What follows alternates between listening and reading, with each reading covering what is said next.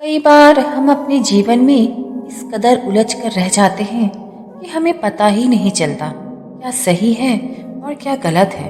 कई बार हम दूसरों के भरोसे इस कदर बैठे रह जाते हैं कि हमारा बनता बनता काम भी बिगड़ ही जाता है। कई बार हमें ये सीखना होना चाहिए कि हमें अपने काम को खुद से करने आना चाहिए। इसी कहानी को जोड़ती हुई मेरी आज की कहानी है। एक गांव में एक किसान रहता था जो कि काफी अमीर था। उसके पास बहुत सारे खेत थे। उस किसान ने अपने सारे खेतों में धान के फसल लगाए थे। ठंडी के मौसम में किसान के खेतों में फसलों के बीच एक चिड़िया ने अपना घोंसला बनाया था। उस चिड़िया के दो बच्चे थे। वो बच्चे अभी तक उड़ने के लायक नहीं थे। उनके पंख अभी इतने मजबूत नहीं थे। चिड़िया दिन भर घूम घूम कर खाना ढूंढ कर लाती और शाम को अपने बच्चों को खिलाती ताकि उनका पेट भर सके। एक दिन दोपहर के वक्त किसान खेत में आ गया और फसलों को देखकर बोला, अब ये सारी फसलें तैयार हो गई है और काटने लायक हो गई है। कल ही मजदूरों को बुलाकर कटवा दूंगा। किसान की ये बातें सुनकर चिड़िया के बच्चे बहुत बुरी तरह से डर गए। शाम को जब चिड़िया बच्चों के लिए खाना लेकर आई तब उसने देखा कि बच्चे बहुत डरे हुए हैं। चिड़िया ने बच्चे को गले लगाया, पूछा, क्या हुआ, तुम इतने डरे हुए क्यों हो? तब बच्चों ने बताया कि आज इस खेत का मालिक आया था और वो इस खेत में घूमते हुए फसल को देख रहा था और कह रहा था कि अब ये फसल तैयार हो गई है, मजदूरों को बुलवाकर कटवा लेना चाहिए। बच्चों ने चिड़िया से कहा, माँ, हम अभी उड़ने के लायक नहीं हैं। अगर यह फसल कट गई तो हमारा क्या होगा? चिड़िया ने बच्चे को समझाया, अभी ये फसल नहीं कटेगी। दिन बीतते चले गए।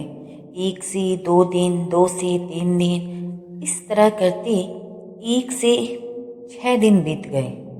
7वें दिन मालिक फिर से वापस आया और कहने लगा कि फसल तैयार हो चुकी है। कोई मजदूर फसल काटने के लिए तैयार नहीं है।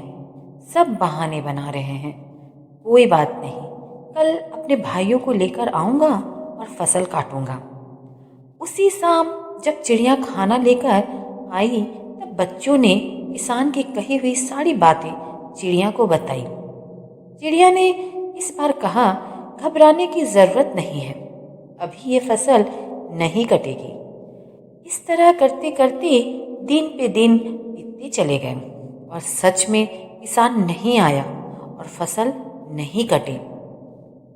7वें दिन फिर से किसान आया और इस बार वो कह रहा था कि अब यहाँ बार बार आना और ये कह के जाना कि ये बहाना वो बहाना, अब ऐसा नहीं चलेगा।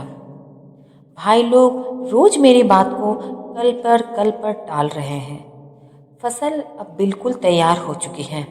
अगर अभी नहीं कटी तो खराब हो जाएगी। एक काम करता हूँ, मैं ही कल से कटाई का काम शुरू कर देता हूँ। चिड़िया के बच्चे ये सारी बातें सुन रहे थे। चिड़िया वापस से जैसे घर आई, चिड़िया के बच्चों ने किसान द्वारा कही गई सारी बातों को चिड़िया को कह सुनाया। चिड़िया ने जैसे ही बच्चों की इतनी बात सुनी तो वैसे ही चिड़िया ने कहा, अब हमारा यहाँ रुकना ठीक नहीं है, हमें तुरंत ही रहने के लिए कोई दूसरी जगह ढूंढनी होगी। बच्चों ने अपनी माँ से पूछा, माँ, वो किसान इतने बड़े खेत की फसलें अकेले कैसे काटेगा? उनके साथ तो कोई मजदूर भी नहीं है और उनके भाई भी तो उसकी मदद नहीं कर रहे, फिर हमें डरने की क्या जरूरत है? बच्चों की ये बात सुनकर चिड़िया ने कहा, बच्चों, यहाँ हमें एक सीख मिलती है। अब तक वो किसान दूसरों के भरोसे था, लेकिन अब उसने खुद पर भरोसा किया है और ये फैसला ले लिया है कि वो अपना काम करेगा। और जो लोग अपना काम खुद से करना जानते हैं उनके काम हर हाल में पूरे होते हैं। जो खुद पर भरोसा करते हैं उन्हीं के काम वाकई में पूरे होते हैं। इसलिए अपना काम खुद ही करना चाहिए और तुम्हारे पंख भी अब मजबूत हो चुके हैं, तुम भी अब उड़ सकते हो। ये कहकर चिड़िया और उनके बच्चे एक साथ वहां से उड़ गए और यकीन मानिए दूसरे ही दिन किसान अकेला ही खेतों में आ गया और सारी फसल काटने की शुरुआत कर दी। इसलिए अपने काम को दूसरों के भरोसे डालने से बेहतर है कि हम खुद कोशिश करें। ये ज़रूरी नहीं कि हम जो चीज़ करना चाहेंगे तुरंत के ही तुरंत पा लेंगे।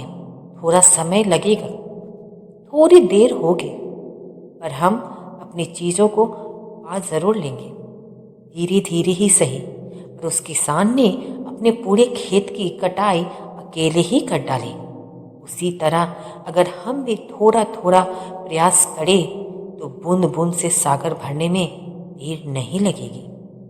मिलती हूँ फ्रेंड्स अगली वीडियो में। आई होप आपको ये मेरी मोरल स्टोरीज अच्छी लगी होगी। अगर चैनल पर नए हैं तो प्लीज़ चैनल को लाइक, शेयर एंड सब्सक्राइब कीजिए।